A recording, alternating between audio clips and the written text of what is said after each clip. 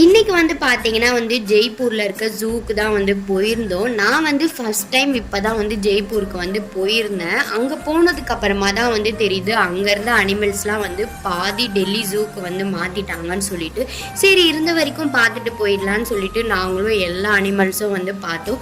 நான் என்னென்ன அனிமல்ஸ்லாம் பார்த்தேன்றது தான் இந்த வீடியோவில் வந்து உங்களுக்கு காட்ட போகிறேன். உசேன் வந்து அங்கே போயிட்டு செம்ம ஹாப்பியாக இருந்தான்.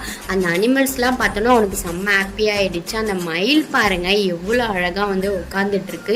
அதை பார்க்கவே செம்ம க்யூட்டாக இருந்தது. அதுக்கப்புறமா வந்து ஒரு கோழி பார்த்தோம். அதோட பேர் வந்து ஈம்பு கோழியாக செம்ம பெருசாக இருந்தது. அதை பார்க்கவே கொஞ்சம் பயங்கரமாக இருந்தது.